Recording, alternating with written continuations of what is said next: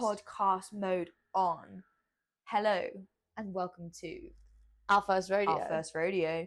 You are here with Maddy Nutt Courtney Buchner. Hello. Second episode, first rodeo. Okay, so we are in El Retiro, Colombia, which is near Medellin, and Courtney arrived this morning, so she's probably still a little bit tired, but we've got to optimize on this time. I've got a race that starts on Sunday, so it's kind of all getting ready for the race now, and we found a little time slot to record our second podcast episode. And what do you think of Colombia so far? Because Mads arrived like a week and a bit before me, so you could get the lay of the land. And what is the lay of the land? Tell me, what are we thinking pre-race? What are we thinking? What's the lay of the land? I think we should move to Colombia. Mads, I love Colombia. So I think what this podcast is going to be is that every episode we're going to take you along to a new location here, which is we're moving to a different place every single time we visit a different place. Okay, I'm just going to hit some Go points, on. some talking Where's the points cafe? in. Okay, coffee. There's good coffee. Let's coffee. move. Really important. Yeah. The other thing is we're at altitude here. So from a cyclist, from a professional athlete perspective, very advantageous to train and live at altitude and then race at sea level. For a comedian, great for breath work and control. Absolutely great. I can think of all the comedy clubs here in the middle of nowhere in Colombia. Actually, a lot of comedians say to me, well, have you done altitude training before talk? I'm sure they imperative. do. I reckon it makes you funny. I actually, notoriously, cannot handle altitude. Oh yeah, actually. Notoriously, Courtney, what happened when you went to Peru to try and hike Machu Picchu? Okay, no, it wasn't Machu Picchu I had a problem with. My dad and Machu Picchu was fine. That was easy. That's when I got food poisoning. Machu Picchu was fine, but my dad and I arrived in Peru. Obviously, you have to wait to get used to. You have to acclimatize. But my dad is even more ADHD than I am in some ways, and he got bored within one day. I took him to all the coffee places. He was like, "I'm bored of the coffee. I don't even drink this much coffee." So he was like, "Let's go on a hike and book a hike." We booked this hike, not realizing it was higher than Machu Picchu. So the hike we were there to do to acclimatize for, we were like, "Let's do one that's even harder." We got there. They were like, it'll take 6 hours. We thought, okay, not us, not the Buchners. It'll take us 5. So because they're experienced hikers. Can I just add a bit of background here that Courtney, when we first met, I remember one of our first dates in the UK when we came back home from where we first met. This is a story for later. I said, let's go for a walk down the river to have brunch. And Courtney had to have a rest. I had a bench stop. 40-minute walk. Because what I needed to take it in. I needed to, you know what? I was going through a lot. No, she was struggling. She was struggling with the walk. And anyways, I felt really sleepy. And it was right in the period of time where we'd come out of COVID. I'd been very used to having a nap halfway through the day. And we were walking halfway through the day. And my body was like, girl, this is nap time. Anyways, this isn't walking time. Her and her dad go to Machu Picchu or Peru, and they're like, we are experienced hikers. To be fair, no one in my family is a big walker because we're from South Africa and we're very much like, why would you walk when you can drive to the place? It makes no sense. It takes longer, etc., etc. Maddie and I, again, opposites. I've got a lot better on this one. I'm one of those people who checks Google Maps to see if they can walk there, even if it's like an hour and 20 minutes. I do that now. You have changed helped it me sometimes. with that. It's just sometimes it's nicer to walk places, isn't it? Depending on the mood you're in. Anyway, we go on this hike. It's called the 7 Lakes. Obviously, we do smash it in 5 hours. We get down, and a little just before we're ending, I was like, I'm getting a headache. And so our tour guide was like, oh, have some of these leaves. I'm shoving these leaves in my mouth. I'm definitely doping. No, it was cocaine. Okay, but it's not like I'm you know what I mean? No, I know, but it's the leaf. You're allowed the leaf. Okay, sorry, side story here. When I was in Chile last year for a race, someone offered me a special tea to help me with altitude, and thank goodness I had the sense to think twice about it, because obviously... No way, is it actually doping? Yeah, it's actually doping. But what does it help you with as an athlete? It doesn't. It's not necessarily that it helps you, but drugs of that kind of variety. Thank God I'm not a pro athlete. I'd have been out. Anyways, yeah, you can't just be taking that. Luckily, as a pro comedian, as a comedian, you're allowed those leaves. Yeah, you are allowed those leaves. Anyway, we get to the end of the thing. They're actually have some oxygen with this oxygen tank. So there I am, with this oxygen tank, and I can't even describe to you the feeling. I was seeing things through my own eyes and then black out. The last thing I said to my dad was, "I'm really sick. I do not feel well." And then the whole world went a bit dark. Not to be dramatic about it. She's being dramatic. I'm not being dramatic. No, honestly, Maddie, it was I cannot explain the sensation of coming in and out of vision. It took 3 hours to get back down. In that time, I was sick multiple times in the car.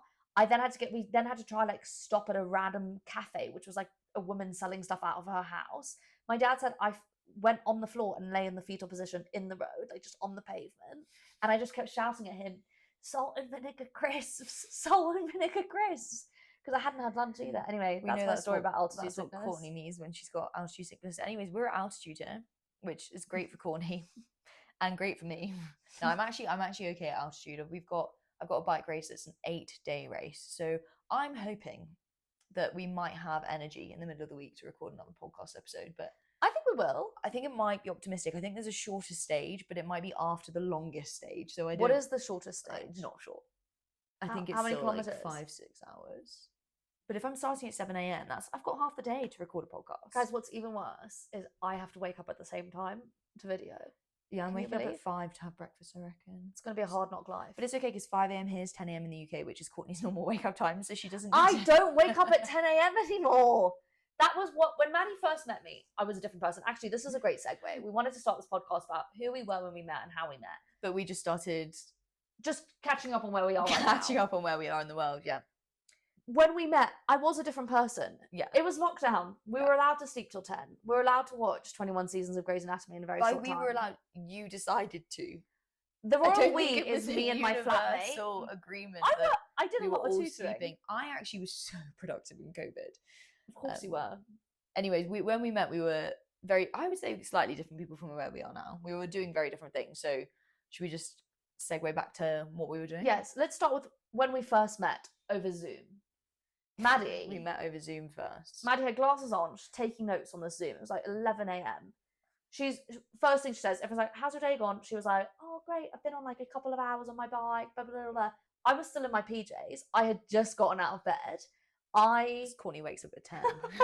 It was like two very different girls on that Zoom call. Yeah. Anyway, so we met on a Zoom call because we were being paired together to go on a trip to the Maldives, to this like really nice resort in the Maldives, to go and work with children. Yeah, so we were tutors at the time. At the time we were tutoring for a London tutoring agency, and they were sending tutors, like private tutors from their agency to the island. They were sending 2 to 2 different islands. So it was us 2 to one island and 2 boys to another island. And we were working for 2 hours a day at the kids club, entertaining children, and then we could also be hired for private tutoring. Yeah. Which, honestly, when you think about it, like having a private tutor in the middle of nowhere on holiday in the Maldives is pretty wild. Poor kids. And I did think at the time, this is pretty wild, but it was lockdown. It was illegal to travel apart from work. So I had this opportunity to travel with work, and I was like, I need to escape the UK right now. So... And Mads, actually, I think you had just finished your exams, right? Or you were studying. You were studying for exams. So I was in my final year at UCL studying statistics. Crazy.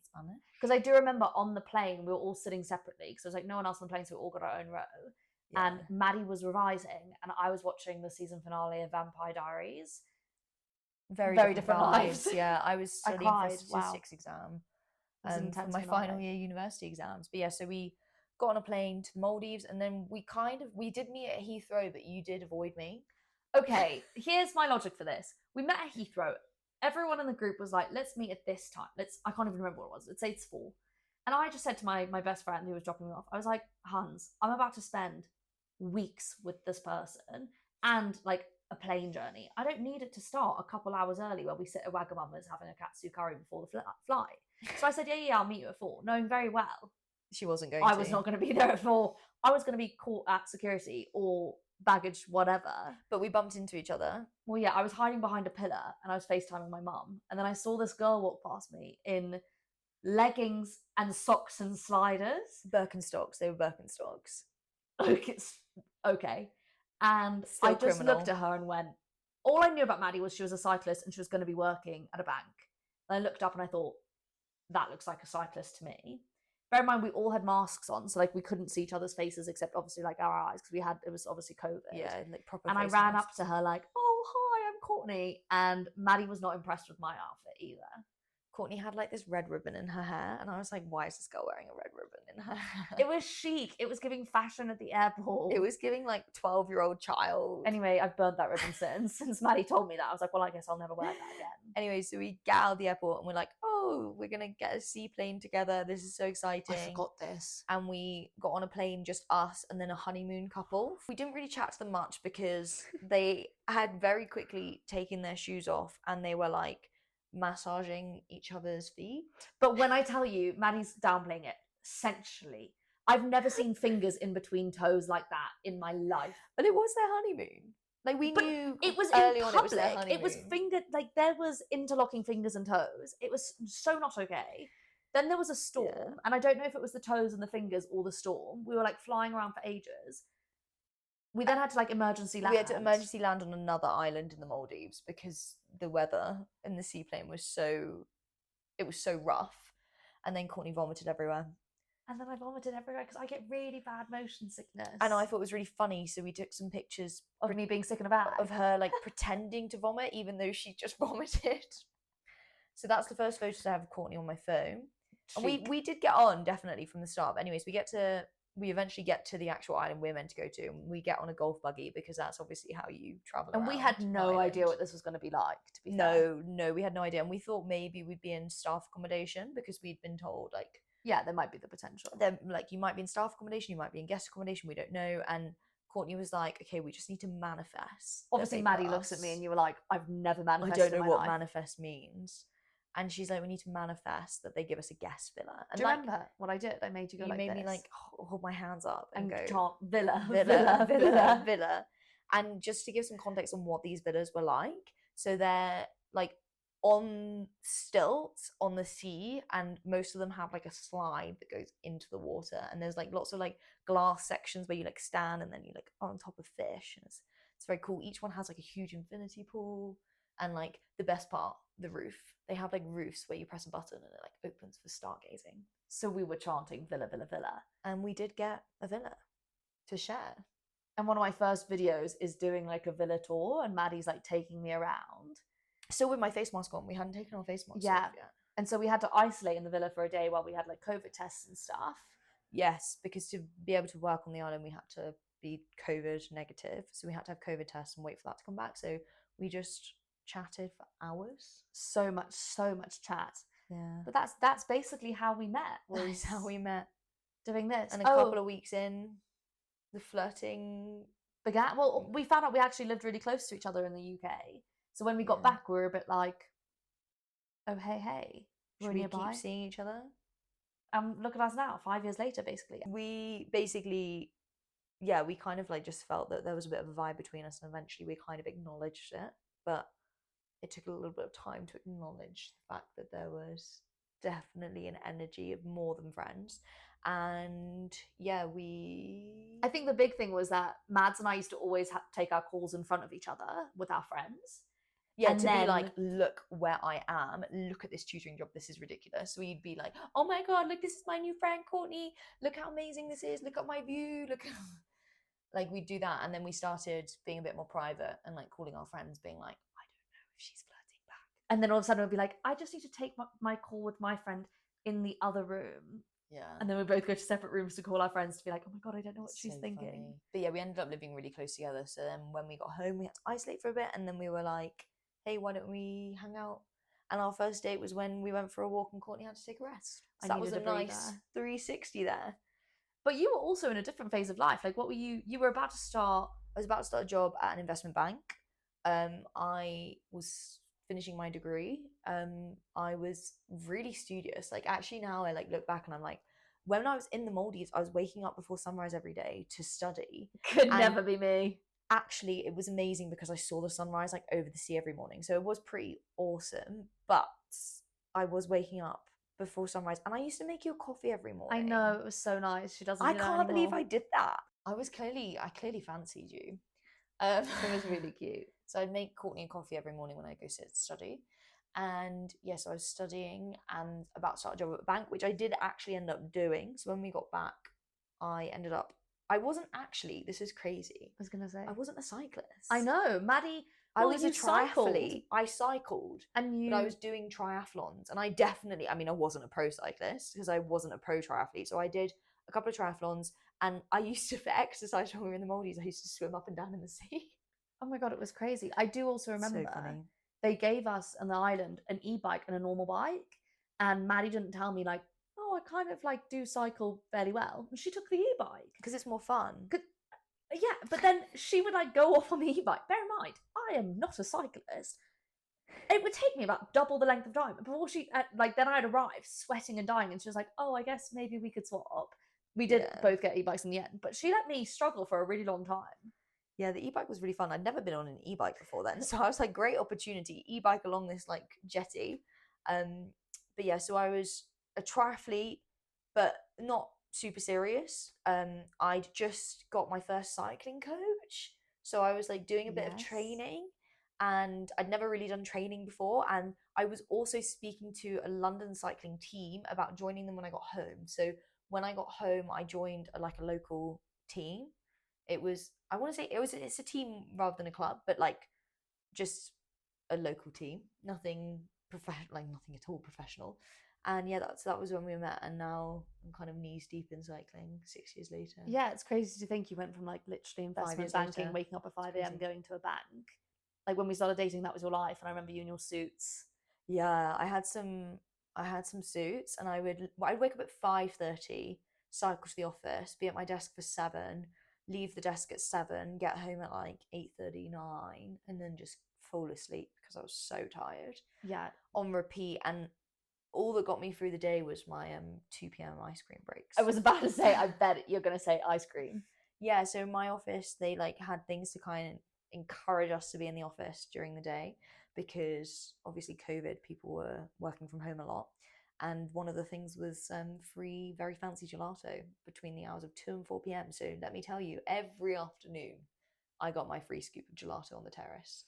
And actually, while you were at that bank, Mads wasn't really, you weren't cycling like at all, except commuting. Yeah, I was only commuting, and then I was cycling on the weekends. But I was really passionate about cycling, and I'd done a few races before I started that job with that team. And I was like, oh, I really like, in a dream world, I would pursue cycling, but like, obviously I've got this very serious job, and I feel like I didn't actually have any pressure from friends or family to pursue finance. I think I just had like internal, like intrinsic pressure where I was like, I feel like this is the career path I'm supposed to be on because of like my academic background with maths, that like that made the most sense, even though I wasn't sitting in the bank going, God, I'm so passionate about trading and like investment. And I think, yeah, it just kind of was where it felt like my life had to go. And then it took me to do like 5 to 6 months there of like not really enjoying day-to-day working life and missing the bike, to really be like, oh gosh, like maybe I need to reconsider what I'm doing. I also think like, yes, you maybe didn't have pressure from outside influences, but I think you've always felt, and correct me if I'm wrong, but like, and it's not pressure, but a feeling of you want to look after the people around you, and like also you've always wanted to be incredibly independent and like have a life that you don't have to rely on anyone else for, but that you can also be very generous with. And I think that's kind of what pushed you into that. Yeah, potentially. Rather than being like, I'm going to do a passion that potentially pays nothing for a bit. Yeah, I also had signed a lease with quite an expensive flat. Not because I needed an expensive flat, but because I wanted my, like the independence thing. I had a studio flat, or like just off Ham Common, which was like a gorgeous location for running and cycling, which I was so passionate about at the time. But like actually a studio flat in London, like you do need to be earning like a good amount of money. So to be able to stay in that flat, which I could only really afford because of the internships I'd done at the bank, I had to take up the job. And yeah, so I kind of pursued that for a little bit. And then I got to a point where I was like, I don't think it's normal to go and take little cry breaks in the toilet every day. I sent you selfies of me crying. I remember being like, Mads, actually something has to shift. Like I remember very clearly saying to Maddie, I was like, you either say I'm going to stay in this job and you suck this up and you change your mood, like you have to find a way to change your mood because you can't live a life with this mood. So if you're going to choose to stay, something needs to shift in your perspective of the job, or you choose to leave and build a life that you're happy doing, and yes, maybe sacrifice some of the stability. What and I think you were just like, okay, I'll do the latter. Is if we hadn't have met, I think I probably still would be in finance, which is crazy.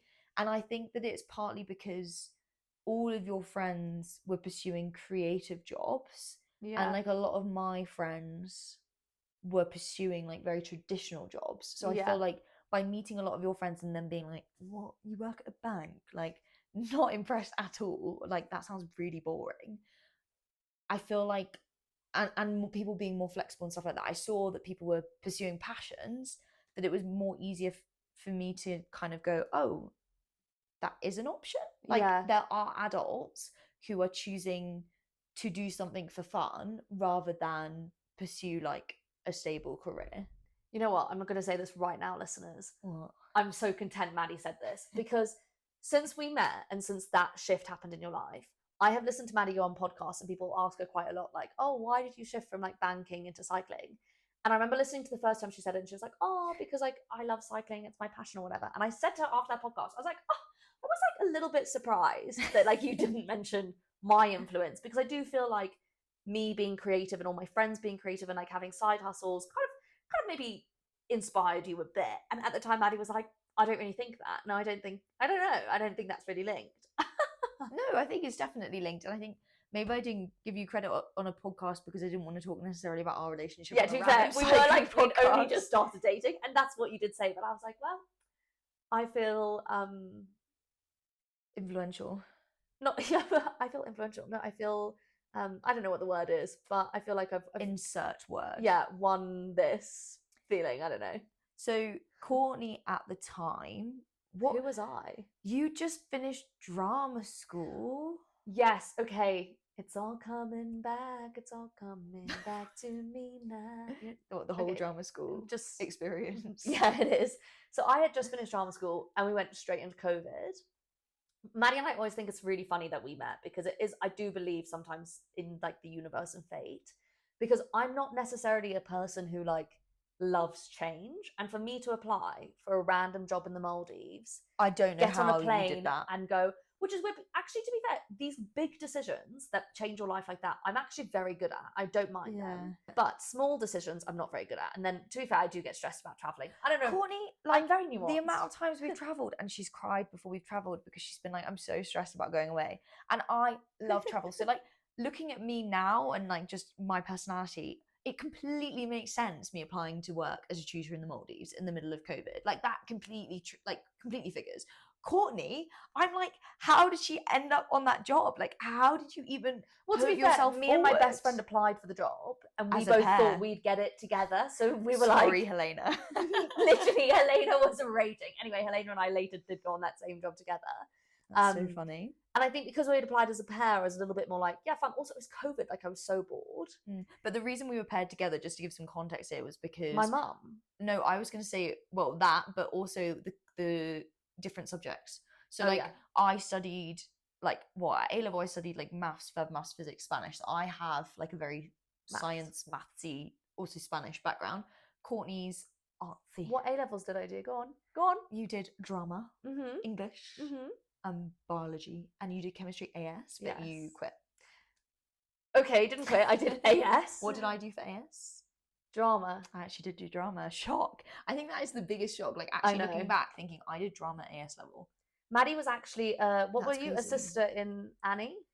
Yeah, we did. Go on, sing it. School performance of Annie, and I had like a tiny solo as a boy and sister, but my sister was Annie, so I was outshone by my little sister. Go on, sing your part. I'm not singing my part. No. Okay. Anyways, I used to like acting, and then I got to a point where I was too self-conscious, and that's why I stopped acting, because I suddenly became aware of myself and embarrassed. And I actually did love acting. My mum was an actress. She is an actress. She is actually, yeah, I say that was. My mum was an actress, had me, stopped acting, and since like the past 5 years, she's gone. Yeah, since I've known her. I want to act again.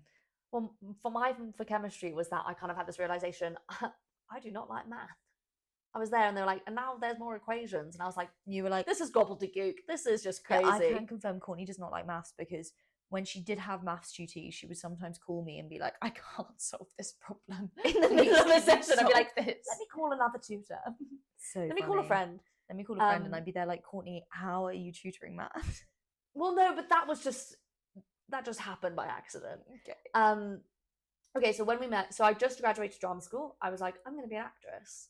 And I was writing a play just before, and then COVID hit, and so the play wasn't going to be put on. And in my head, I was like, thank God I never have to be vulnerable and do this play.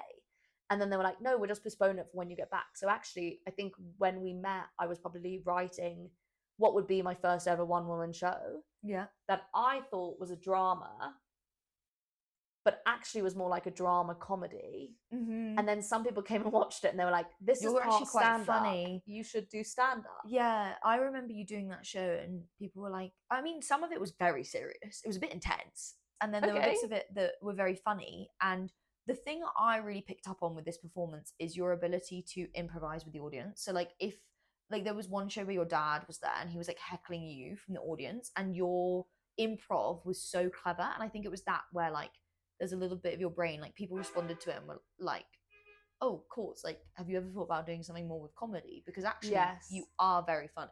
And I said to Mads, okay, I'm going to try it. And I think I did a couple 5-minute gigs. And then I don't know what happened. Something happened. I got in the car and I said to Maddy, I'm not going to do stand-up anymore. Like, I don't like the late nights. You did a 5-minute set somewhere, and it was kind of all right. I think there were people who weren't as funny who got more laughs or something like that, and you were like, maybe they weren't even as funny as me. Yeah, and I think you were just put off because you were like, the audience didn't find me that funny. And I was like, Courtney, in what world do people succeed 100% of the time they do something? Like comedy as well as a discipline. Like there are, I'm sure every very successful stand-up comedian could give you a show where they've like completely flunked. Yeah, and I feel like I've been lucky enough that I haven't had anything that's like dramatically bad. But I also think I got to a point where it felt like I'd been performing a lot for like with a lot of men with a very specific type of humor, especially when you start out and you're going to like, I don't know, something snapped in me and I was like, I'm not going to do this again. And I didn't do stand-up for a whole nother year. I was like, I'm going to focus on TV writing. Let's not skip what happens in this break. So okay, go on. Courtney has a couple of different eras. One of them was the hair colour era. No, that hasn't started yet. No way. That's about to. So I was like, I'm going to start writing TV pilots, which I had been starting to do anyway. But I wrote a TV pilot, like kind of learnt skills there. Really love writing for TV, love writing for screen. And then the different eras started where she made a funny video on Instagram, like with this hair colour brand where you like put your hair around these like sausage essentially. My mum basically had said, Courtney, your hair looks like shit and I'm so tired of it. When you come for dinner, it needs to look better. And I'll be honest, I just don't have the energy to put effort into doing my hair. So I was like, she bought this like sausage thing and then like would put the hair around it. Anyways, she makes some funny video being like, girl, point of view, you're a girl in a rom-com, and like taking it out and like running like that down the street. And I actually just put it in my stories. I didn't even post it to Grid because I was too embarrassed. I just thought, lol. And they loved it. So they contacted Courtney and they were like, we want to hire you to do our social media. And I remember I said to Maddy, I was like, I'm going to have to be honest with them. And I said, by the way, like, I actually have never done social media content before. No. And they were like, that's fine. Like, we can teach you. We just think you've got a real fun energy. You also thought that you were maybe going to get kidnapped because you were like, this has come so out of the blue and they've told me to go to this really random office in a random location. I'm actually a bit worried. In Portsmouth. My mum got it into my head. I said to my mum, I'm going to Portsmouth to meet them. Classic South African woman energy, by the way. My mum was like, Courtney, they're getting you to go to Portsmouth so they can put you in a boat and sail you away. She made me take a knuckle duster. She was like, she made me share my location. She honestly was like, you're going to be... I don't think knuckle dusters are illegal. Do I need to cut that out of the pod? She didn't make me do it. She didn't make me do anything. Fill in the blank. She maybe did. She didn't. I don't even have it anymore. Anyway, so I got the job. It was great. What was amazing is like I then spent a year making heatless hair curling content. Oh, and what a year. Maddy was like, if I see these sausages in your hair one more time. And it was bold. Like I'd have to go to cafes in public and whip these heatless curlers out. Not sexy. Like they do a great job. Your hair looks amazing when you like. I remember that whole phase. Like, your hair always looked really good, but like at night, your little heatless curl sausages popped my retainer in. Popped your retainer in. I was like, Courts, we need to stop with the heatless curls every night. But you were like, it's my job, which is it legitimately was her job. But that was a whole phase. There was also a football content creator. Well, yeah. Then I got inspired to like start posting my own content, and at the time, TikTok on TikTok, where no one was friends with me on TikTok, so I felt a little bit more free. And I'd just been writing a TV pilot about a women's football team. So I've been doing loads of research about women's football, and I wanted to prove that there was an audience for it. So that's why I started posting about women's football.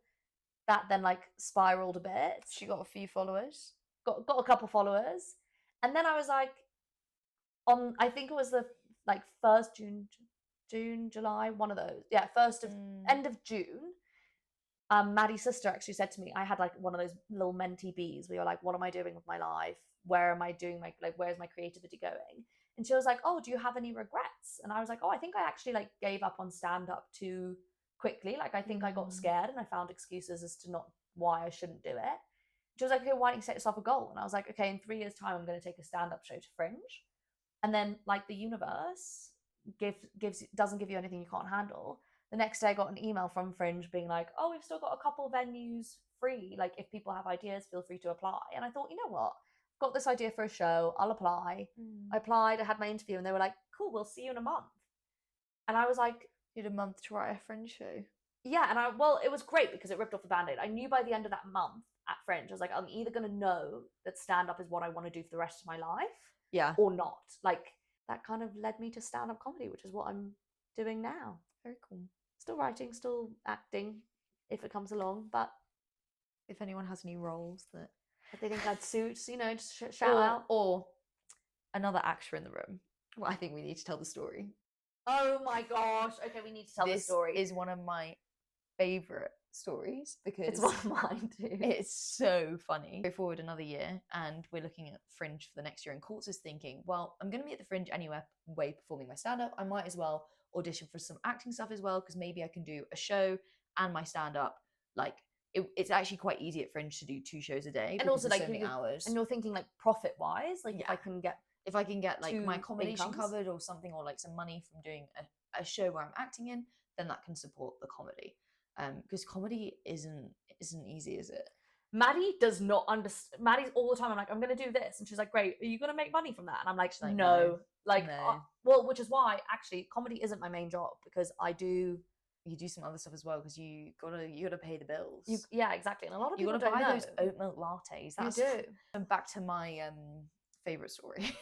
So Courtney was like, I'm going to audition for the show. And she was like, can you help me? Like, can you help me by reading the other part? And when you act, which I didn't know this, so I'm actually going to explain it to people because this is something from a non-acting background. When you audition nowadays, you do something called a self-tape, which I've learned since dating Courtney. So what that is you like set up a camera and you film yourself doing the role. And normally you have to like recruit a family member or friend to read the other part to like for you to like bounce off. Anyway, so this story is about a lesbian couple trying to conceive a baby. Courtney was like reading one role and I was reading the other role, and I was like, this is actually quite fun. And then like she finished the audition tape and I was like, oh, like I'm kind of enjoying this role. Like I kind of like, I think my character was called like Claire or something. Yeah, and actually they were very much us. Yeah, like they were great characters for us. And I was like, do you know what, Courts? Just for the fun, like let's just swap over and like you can read the other role and I'll read the audition for the other character. And she was kind of like, yeah, if you want to, that's fine. Yeah, go for it. And I was like joking, being like, we could both do a Fringe show together. Like, I've got my drama AS level in my back pocket, my Boylan sister role. And so I read for the part and like we record it. And then Courts is like, Mads, like, are you sure you want me to send it? Because I'm worried. You did say this. I did say this. You were like, I'm worried that they'll think I'm not taking the audition seriously if I like submit your tape as well. I say, here's my girlfriend's tape. Yeah, because obviously you're like not a trained actor and like you're not a professional actor. You're not trained. Like they might think I'm just taking. You're not an actor. Full stop. Like, okay, yeah, you're not an actor. Anyways, so I was like, oh yeah, like, oh, I'm sure it'll be fine. Like, don't worry. Like, I think they'll realize that. Like, you're not taking the mic, like, oh, you might as well send it. Anyway, she sends it. Like a week later, 2 weeks later, Courtney gets an email. What does the email say? The email says, thanks so much for auditioning. Can we have Maddy Nutt's email? Can they have Maddy Nutt's email? Okay, fine. Maybe they just don't want to go through me to, like, I don't know, reject us both. Or to whatever. Reject me. So I send the email. So she sends them my email address and boom, something pops up in my inbox. And it's like, hello, we loved your, like, the way you took the role and like your like interpretation of the role of Claire, and we'd love to offer you a callback in London. Like it's going to be this day. Really excited. Like, and I'm like, oh my god, this is hilarious. I was like, this is the funniest thing that's ever happened. So I'm like, I FaceTime Court straight away to be like, oh my god, we both got a callback. Not even thinking that there was a chance that she didn't get a callback. Anyway, listeners, I didn't get a call back. I got a rejection email actually. And what's worse is I knew it was coming because Maddy called me already being like, we've got a call back. And I was like, I haven't heard yet. And I knew what that meant. I will be honest, I made it worse. So Courtney did cry. Because I think you not were as like, much as I've cried before. And it wasn't about you. It was that. It was just a generic another rejection. acting thing of just being like, I'd really been trying to make acting work. Yeah. Shout out if there's any agents want to represent me as a comedian or an actor. Or me. Or Maddy. Actually, probably go with Maddy. She's got a higher success rate than I do. But Maddy then on the phone. 1 out of 1 callback ratio. Obviously, Mad says, like, well, I am in Girona, like, and I am training for cycling. This is what I was about to say. I made it worse because I was like, so I was in Spain. You didn't make it worse, you were just excited. I made it worse. I was in Spain and I was like, oh, the callback's in London. Like, it would be a long way to travel for the callback. I was like, and I shouldn't have considered going to the callback because my partner... before this, you had absolutely said, I'm definitely not going if we get a recall, though, because, like, I'm in Spain. That would be insane. Yeah, and I also spoke to my coach, and my coach was like, yes, you're free in August, you don't have any races, but, like, actors are going to get you sick. Like, these people, like, you need to train. You need to... The thing is, I could do a fringe show around training. That's fine. Okay, shout out. Anyone want to cast Maddy in a fringe show? She's I'm ready. But I could. But what the problem is I do think actors are less aware of, like, getting sick and stuff like that. And you guys have really late nights at fringe, and, like, I probably would get sick, and then my training would suffer, and then my racing would suffer. Okay. Anyways, that was the conclusion from my coach.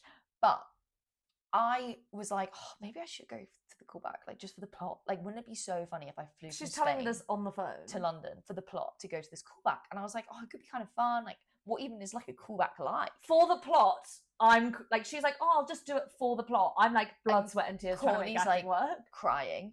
And then I was like, I sent them an email and I was like, just out of interest, because I'm a statistics girl. Like, the audacity of this email. How many people have you called back? Because I would like to know my probability of a successful casting in this play. Because there's no, and I did say this to Courtney, shouldn't have said this to Courtney, there would be no point in me travelling back to London if they'd recalled a lot of people. No, yeah, you did say that. And first of all, just like imagine any actor sending the casting director saying, hey, how many people are recalled? Because I want to know what my chance is, and then I'll decide if I want to come. Well, I'm not an actor, which is why I had the balls to do that. I loved it. They did reply and they were like 6. And Maddy goes, can you believe they recalled 6 people? That's so many. That's quite a low probability. I didn't get a recall. I was not one of the 6. And she's like, they recalled so many people. Not you, but so many. So many, not you. So many people. Anyway, you decided not to come back to London. Yeah, I decided, and I think our relationship survived because of that. It would have survived if you'd gone, but Maddy would not have handled me at Fringe. Like, Maddy came to Fringe to visit, and I was like, cool, an early night is 3 a.m.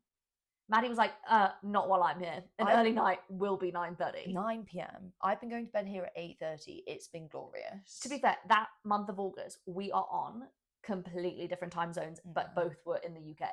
Yeah, we were. So I remember. I don't know if I would have thrived at Fringe. I think I probably would have got sick. But you never know. You couldn't have seen my interpretation of the role of Claire. Actually, guys, I'll share her self-tape if there's enough comments. I'll share the self-tape if people comment. Okay, I won't share mine because I didn't get the part. No, I think it would be more fair because that that's Courtney embarrassing. shares both. No, because if you're going to share my self-tape... No, but yours was obviously really good. No, but what's to say yours wasn't really good? Oh, well, the 6 people who beat me to liked it. my interpretation of that particular... So do you know what I think? The reason why I think I got a recall was because I wasn't really acting because I'm not a trained actor. So then because I was underacting so much, they were like, this is so pure. Yeah, and I think I do think like there's something to be said about like stakes. Like when something means more, sometimes you come across more anxious, things like that. Whereas actually when you're like free in the moment, you just jump into things. It's so because freeing. My future career is going to be in presenting. It is. I think you'd be an amazing, and I say this all the time. Career. I think Maddy would be an amazing like sports presenter full stop. I just think. Well, the thing is, we've got who knows what a wiggly career, but I want to have a bakery at some point, a cafe/bakery, and I want to maybe do some presenting, but I'm going to somehow make those work and keep also doing my racing, and maybe at some point I'm going to pivot to do some trail running as well. That's also on the cards. And maybe go to Fringe next year. To be fair, I don't know if you remember this night. There was one night I got home at 4 a.m. and because I was still working a day job at Fringe, but like remotely, I got in at 4 and I think I messaged you being like, I'm starting work now. And I literally worked till 8 a.m. to get my work done. And then I went to bed at 8 a.m. I was like, this is just not how And my I live flatmate was a life. lawyer and she woke up at 7, was like, oh my God, you're up early. And I was like, I've not been to bed. I'm still up. That's crazy. No, we live completely different lives. I also realised we've not explained how I ended up going from sitting at a desk from 7 till 7 to sitting in Colombia. Just to fill in a 5-year gap. So when I was at Goldman's, cycling team, I applied to a cycling team with an entertaining alternative CV, as you do. So they asked for a cycling CV. I didn't know what a cycling CV was. Apparently it's a Palmares, you like send your results, maybe send some like power data. What I did was I made a collage. I made a collage of photos of me with some fun doodles saying, I like climbing, and then I drew a mountain. I also put a picture of me on a podium above a picture of one of their riders, which apparently was what got me That is so funny. They thought it was so funny. They were like, that's hilarious that you put a picture of you on the top of the podium with one of our riders on second, and therefore that is why we got you for the team. So anyways, I sent that with some like little doodles being like FTP ? And I heard back from this team and they offered me a like position in the team, but basically it was like unpaid but sponsored team, so they would cover like a lot of my race costs, my equipment, and it was a huge step up from racing for this like London team. So I was like, I remember we were actually in Vienna that weekend. We went for a little... Yes, and we were in the airport. We were in the airport on the way back from there. And I was like, this timing is perfect. Like, this is my first ever day off work was that weekend. I took 2 days off, the Friday and the Monday, to have like a long weekend because I really needed a break because I was so burnt out after like 6 months of just 60-hour Well, weeks. you had to put in a lot of numbers, and I said to Maddie, I still have to go units, tens, hundreds, thousands, 10,000s, 100,000. If you get the numbers wrong, the stakes are high, and like that like translated to me as a very bad jaw tension. I could not have done that job. I can't even explain how bad my jaw tension was when I did this job. Like it was like it was painful. It was horrible. Anyways, it was actually so painful. Sometimes I had to sit at the desk like this. It was so bad. But basically, I got this email on the way back from Austria, and I was like, oh, this is a sign. Like this is a sign that I should take this opportunity and I should leave my job and give cycling a go, even though no one's paying me and I've got no evidence I'm going to be any good. At the time, I was a Cat 2 road racer, which in the UK is like pretty like average domestic road racer. I'd done a few crits, a few road races. I'd done 2 gravel races. No, I'd done 1 gravel race.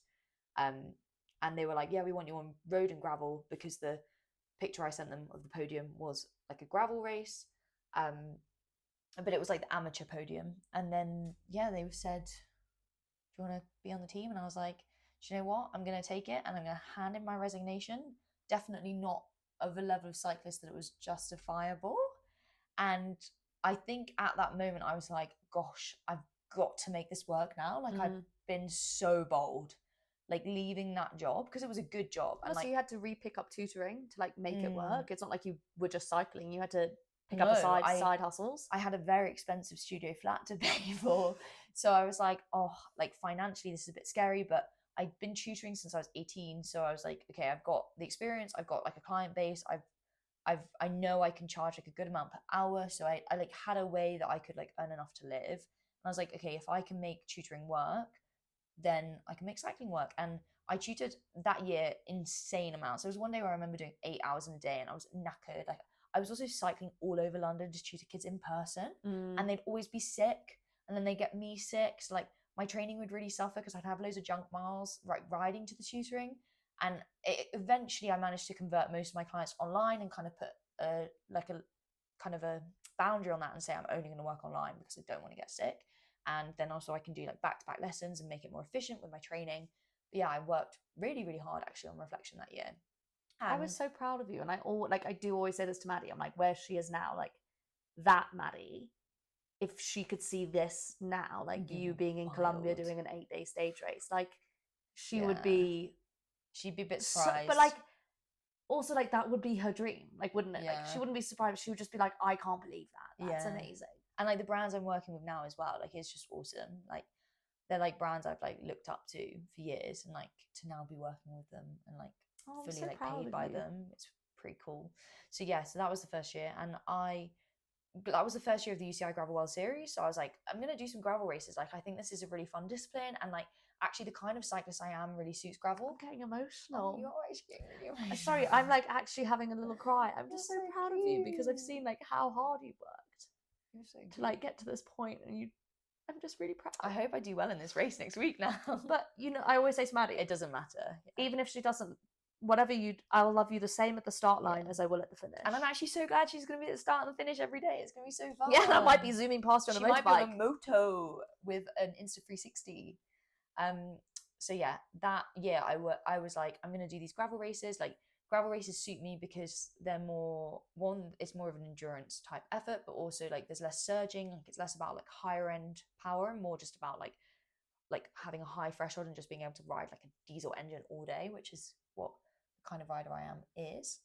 Anyway, so I did a couple of these gravel races and I was like, oh gosh, I really love this. And I started to like get some results, and I don't even think I was making content at this point. I think I had like 1,000 Instagram followers. Your content started later. Yeah, later. I made an Instagram page called Maddy Runs and Eats. That was the original account because I used to run, because I was more of a runner than a cyclist. And eat porridge. And I used to eat loads of porridge, and it was pictures of my food and pictures of my running. And then eventually it became Maddy Nutt Try or something like that, or Maddy Tries and Eats. And then Maddy Runs and Bikes. And then eventually it just became Maddy Nutty because I was like, I don't even know what sport I'm doing now. But so like my content, I only had about 1,000 followers when I was on Spectra. When did you kind of start doing content? I can't even remember. It was the next year. So after the year on Spectra, I was like, okay, I want to take a step up. Like I'm not gonna earn money from this team, and if I'm gonna keep doing this, I kind of need to be earning something from it, or at least, yeah, like getting more funding towards racing. And like I had such an amazing season with them, and I actually learned so much on that team because it was a team with teammates, and I met some amazing people. Like that's something I actually am friends with a lot of those riders still, because like I was so new and I knew nothing, and they all really, like a load of them really took me under their wing and like really supported me. And like one of them was a bridesmaid at my wedding. I love that team. Yeah, that team was so great. Like one of them was a bridesmaid at a wedding. Like I think a couple of them are coming to the wedding. Like it's pretty cool that they were so supportive and encouraging of me. But yeah, after that team, I like spoke to a few brands, and actually Amira, who's one of my bridesmaids, put me in contact with Ribble because she was talking to them about going to be on a team with them that they were starting the next year. And it was that year when I started making content, because when we went on the Ribble camps, we had like a Ribble training camp in Calpe. One of the guys on the team was a YouTuber, and I was like, oh, like maybe I should try and make a YouTube video. I did not know this actually. Like what do you remember what your, it started on YouTube, but do you remember like what your first post that you thought like that did well on Instagram? Because I don't remember when you became posting. Like when did you start posting on Instagram? Well, I didn't like Reels, so I didn't post Reels, and Reels was the way to build followers. But I remember I did do a day in the life reel of training in London, and I think that I got 1,000 followers from that. Interesting. And I think it was that. And it was when I was tutoring a lot, so it must have been years ago, because I was like tutoring, then turboing, then tutoring, then going to the gym. Yeah. I honestly, I don't know. Content life. I made a YouTube channel after that team camp because I was like, oh, like he's a YouTuber, maybe I should try and make a YouTube video. And I made, looking back at my original YouTube videos, was it tragic? Don't go into the archives, is all I can say. Yeah, don't go into the archives. Like I had no idea about volume. I had no idea about looking at the camera. Like I honestly, like the edits I edited them on iMovie on my phone. Like how you've grown and developed. Yeah, my first few YouTube videos were on my phone. Anyways, the first few YouTube videos got a good amount of views somehow, so the algorithm just did me solid. So I think that's all that's happened here, really, is the algorithm did me solid, boosted my profile a little bit, gave me more exposure, and then I actually think the reason I managed to get better sponsors year after year was because I was quite clever with which races I was doing in terms of the ones that suited me better, but also got me good exposure. So invested, and beyond what my budget was for that year, I put some of my personal savings into like going to Migration Gravel Race, for example, and I ended up coming second and winning the last stage. And like that gave me a really good amount of exposure because people were like, who is this girl? Like, and I think that then allowed me to talk to other brands and stuff, and like, yeah, then like build off that. And anyways, we're now into so I did Spectra, Ribble twice, Ribble for 2 years, with Velocio for the second year, then Velocio Lauf last year, and this year I'm Lauf Q36.5 and Panaracer and a few other brands. And do you know why it's called 36.5? Why is it called Q36.5? I know this. It's because that's the optimum temperature of what? Of your body. Heat, sweat. Your body. Optimum body temperature. I listen. So this is my, did I say 5th season? It's crazy. How many more have I got? I don't know, but you want to open a bakery soon? I do, but I also want to keep racing. I'm loving it, and I think I am loving picking my races, and that's why like being like a privateer really suits me, because like say for example this race here, I'm like so excited, like an 8-day stage race that's got like tons of climbing. It's going to be so hard, and like just finishing the race is going to be like such an achievement. I think, yeah, like this is the kind of race that like really excites me. And like I will do some shorter UCI races. Like after this race I'm going to go to Brazil and do the UCI race there, and like I'm doing a mixture of stuff in my calendar, but yeah, racing still really excites me. This might be a bold question, so obviously that's 5 years. What in your mind like would be your dream to see you in 5 years time? Where would you want to be? Such a hard question. It is. I was thinking that it's really hard because everything that's happened, I think, and maybe you feel the same, I couldn't have predicted. Yeah, I couldn't have and I do think sometimes, like, I always think life unfolds for my fortune, never for my failure, but like really life has unfolded in a way that is even better than what I dreamt, because it's been different and exciting, and like, and we've just kind of taken opportunities when they've come. I mean, when I was 18, I remember being like, at 28, I'm going to have an Oscar and like acting's going to be my thing. And actually, I remember saying to you, like, I feel like stand up gives me so much joy and freedom that actually I was starting to lose. And I could have never predicted that, or how Heatless Curlers got me into content, or whatever it is. So yeah, do you have any idea where you might be in 5 years? You might not end up there. I don't think the bakery is going to happen in 5 years. I think that's more 10 year. Okay. Yeah. I think I would like to keep racing and training and pushing myself to see how good I can get, because I don't think I've plateaued. Like, I don't think I'm doing everything to be the best athlete I can be. So I'm like, number one on the list, where are we going to live for you to be the best athlete you can be? I don't know. Colombia. TBC. Colombia. This episode, it's Colombia. El Retiro. Tune into episode 3 for the next suggestion. Also, I need to report back. I've tried hot chocolate with cheese. Tell the listeners what they want to know. Okay, so initial response was negative because I didn't let the cheese melt. You gotta let the cheese melt. Wait, you have to put it. You got to put the cheese in the chocolate and let it melt, and then you pour the hot chocolate on top. And I went dipping the cheese in the hot chocolate and biting it, and the cheese was then cold, so it was just like chocolate covered cheese. That was weird. But you pour the hot chocolate on top, you let it melt a bit, you like spoon it around, and then you start eating the cheese within the hot chocolate. Actually really good. Okay, well, I must try. Yeah, we're going to go find it. Also, apparently I didn't do it the fully traditional way, because that has like bread and crackers in as well, so we'll have to do that. Oh god, it just gets more and more layered. Yeah, okay, I think I'll love it, because I love cheese and sweet things. Yeah, I think Courts will like it. I don't think she's going to put her nose up on it. Turn her nose up to it. No, I don't think so. I love biltong and chocolate. I like crisps and chocolate. I like jam and cheese. These are weird combos. Well, they're all sweet. I'm thinking sweet salt. I like sweet and salty popcorn. Okay, whoa, crazy girl. Whoa. Push the boat out. Crazy. Cookie.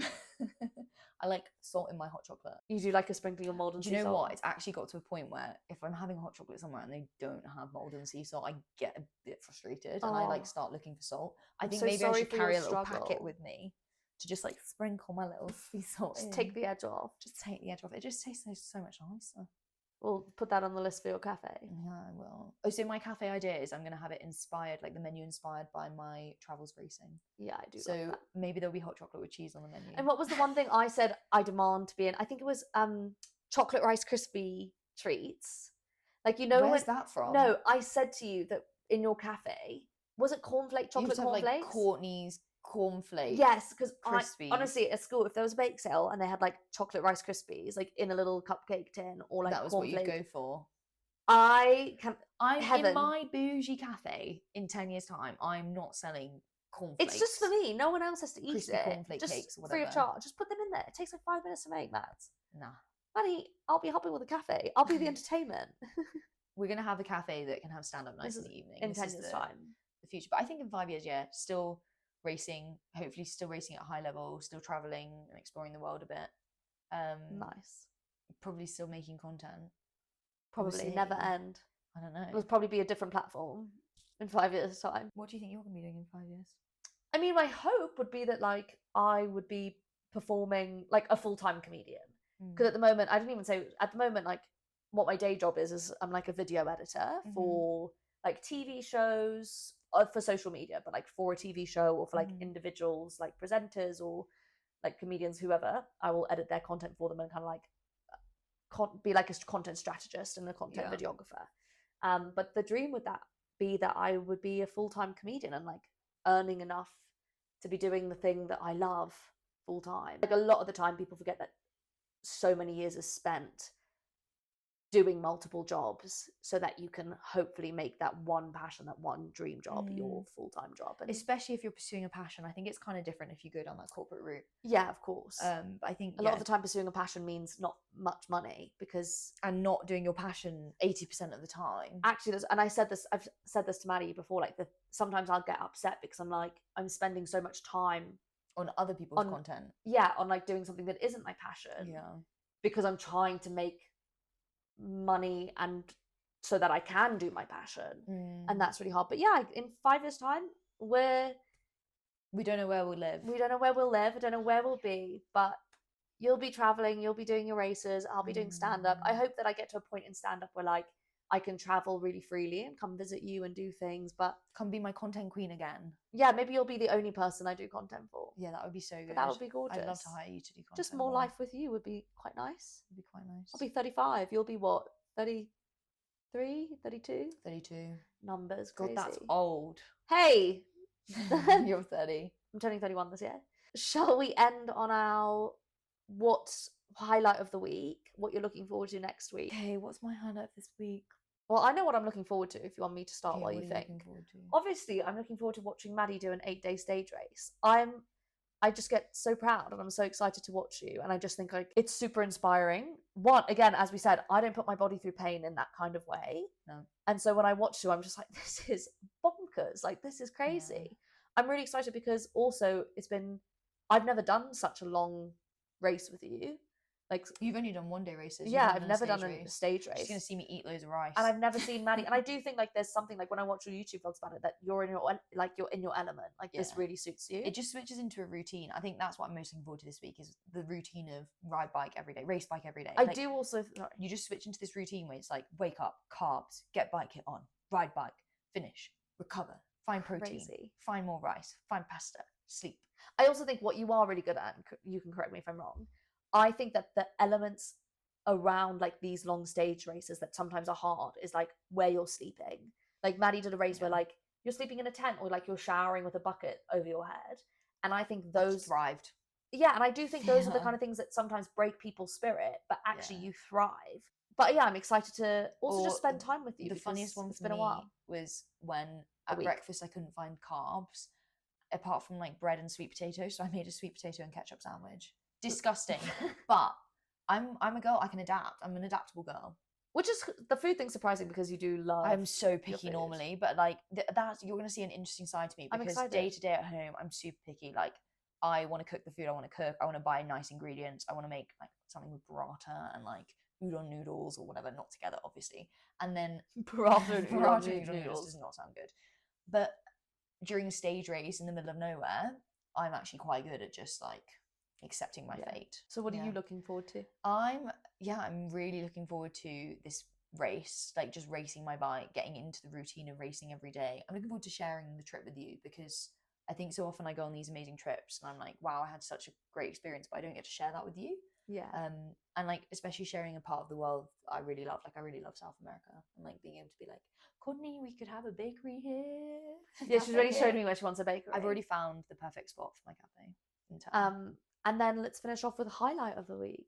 Highlight of the week. I know mine. Do you want me to go Yeah, first? you go for yours. I'm struggling with my highlight. I did my first work in progress for my new show. Courtney had her big show in London. How was it? It was carnage and chaos in the best way. It was like exactly what a work in progress needs to be, where like I do think I left going, did I just black out for an hour? And the audience left being like, we were just on a roller coaster of thoughts and feelings. Funny. It was so much fun. It was like a lot of my friends came, it was a nice full room, and I got to try out loads of things. And I actually realized, well, with 10 minutes to go, I realized I still had 30 minutes of material to get through on a slide. So I had to just go, I'm so sorry, guys. The end, which is a great position to be in, because it's like, I just need to cut rather than think of new things to say. Just keep the ones people laughed at. That, you know what? That's you great. need to go to Fringe. Yeah, you are so good at this. I should. What's your highlight? Oh, this is actually so hard. I'm still struggling to think of a highlight. I think it's just being me arriving in Colombia. Yeah, you arriving was very exciting. I think it's like being somewhere different, riding my bike outside. I know I said I was looking forward to riding outside, but yeah, riding outside. Yeah, just getting the season started again. Exciting. Awesome. Well, that was the second episode of our first rodeo. Please comment, like, subscribe, whatever you can do on whatever platform that this is currently posted. And let us know if you want to see our self-tapes. Yeah, let us know, please, if you want to see Courtney's self-tape. I don't think we should show you mine. I don't think we should see mine. Anyway, guys, bye. Bye-bye.